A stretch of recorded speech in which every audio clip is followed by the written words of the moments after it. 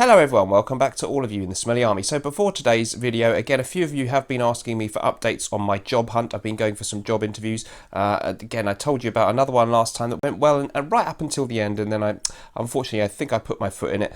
I had another interview the other day, and similarly, I thought I did pretty well until the very last question when the gentleman said to me, so tell me, what do you think is your strongest quality? And I thought for a moment and I said, well, I think it's that I'm a very optimistic person. He said, right, okay, well, can you give us an example of that? I said, yeah, before I start the job, I'm going to need a raise and I don't work Mondays. They haven't called me back yet.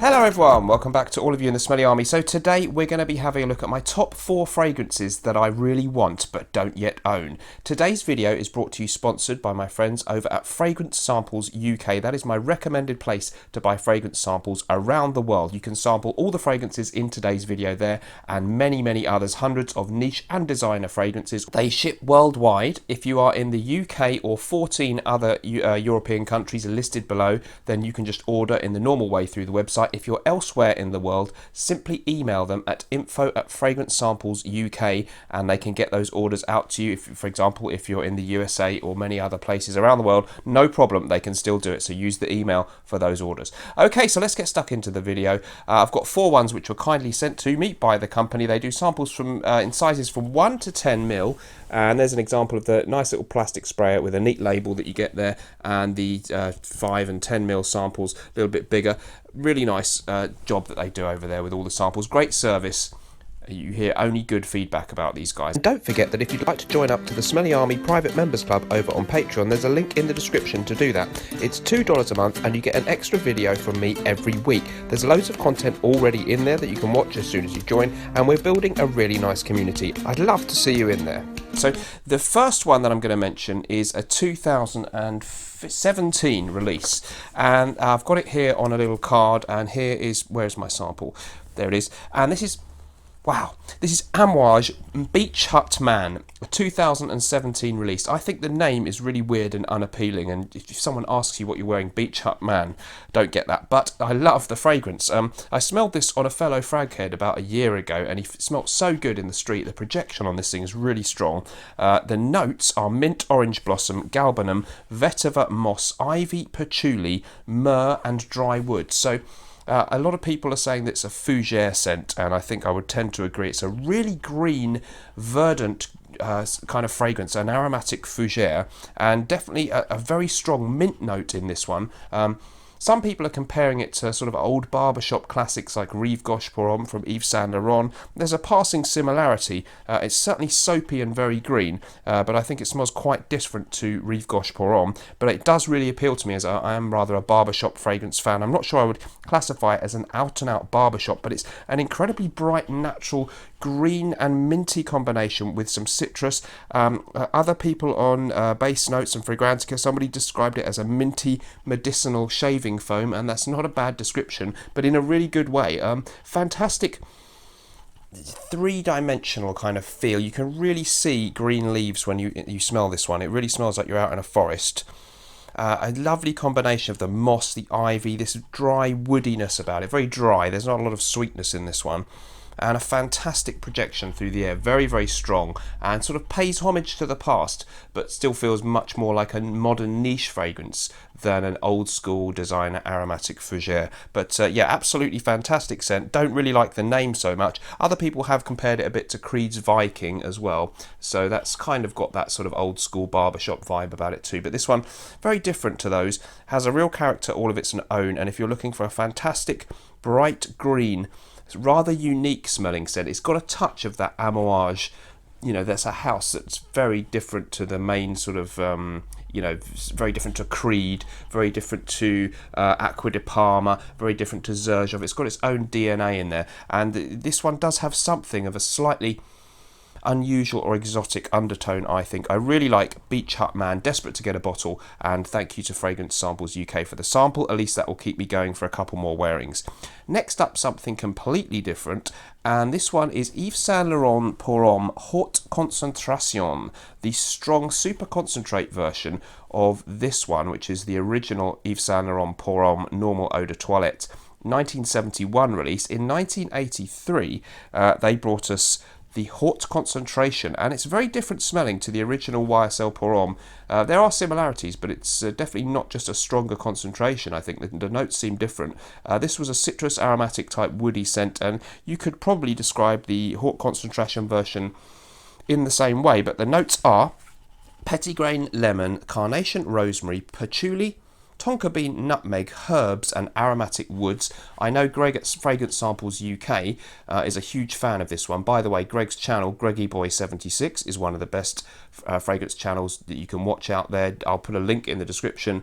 He inspired me a lot when I got started, and he's a real aficionado, amongst other things, of vintage fragrances. And when I visited him a couple of months ago, he showed me this one, and I was really impressed, and I'm now glad to have a little sample.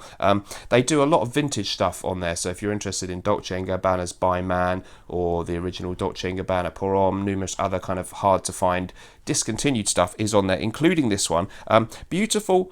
Again, very green, very bright, very woody. It doesn't actually smell as dated as you might think for a 1983 fragrance, but it's a brilliant combination of citrus, green notes again, herbal undertones and woodiness. Very good projection and really rather fascinating. Kind of smells like a modern niche fragrance. It actually, in a strange way, it's not a million miles away from Beach Hut Man, but it's from 40 years earlier. Lovely fragrance, definitely well worth checking out. And yeah, YSL Pour Homme Hot Concentration. I'm now on the lookout for a full bottle from eBay, and I'm going to hope to get one really soon. Next up then, the third of the four is going to be one that I've mentioned before, and I'm kicking myself for not having got it yet. And this one is Serge's Neo. Neo from Serge, then, one of the best neroli citrus fresh type of fragrances out there. Very expensive fragrance. The notes on this one: neroli, bergamot, cardamom, nutmeg, pink pepper, green leaves, cedar, guaiac wood, vetiver, patchouli and amber. It was a 2009 release. For me, it's one of my absolute favourite neroli-based fragrances. There's more to it than that. There is bright bergamot. There's a spiciness about this one. I get petitgrain. It doesn't seem to be listed on the note listing I looked at, although green leaves kind of could be petitgrain. I get a really nice petitgrain and that kind of green leafy notes that we get in a lot of fresh fragrances, and just lovely natural smelling combination of bergamot and neroli. Underneath that there's this nice spiciness and definitely a very strong woody undertone that makes it quite long lasting, quite powerful, but incredibly fresh and very, very bright. So a beautiful citrus aromatic scent. One of the best sort of soapy fresh fragrances, right up there with some of my all-time favourites, and a good competitor to another one from Serge that I own, which is 1861 Renaissance, which is another really beautiful fruit salad-esque citrus aromatic. But this one a little bit more green and woody than that, maybe a bit more to it. And it is exquisite, and I'm desperate to get a bottle, so really soon I'm hoping to do just that. So yeah, I'll always encourage people to try samples. Get your small samples from Fragrance Samples UK of 3 or 4 things that you're interested in, and then zero in on the ones that you really like to get your full bottles. A lot of people in the fragrance community are a bit impulsive. We like to blind buy fragrances that we're excited about and spend hundreds of pounds to get that thrill of opening the bottle and never having smelled it. But if you are wise, you will sample things first, get small amounts and try them out, and then only buy bottles of the ones you really love. That's my tip. Okay, last but not least then, another one that I've banged on about before on the channel, and I'm disgusted with myself for not having bought a bottle yet, but I do have a nice decant from Fragrance Samples UK.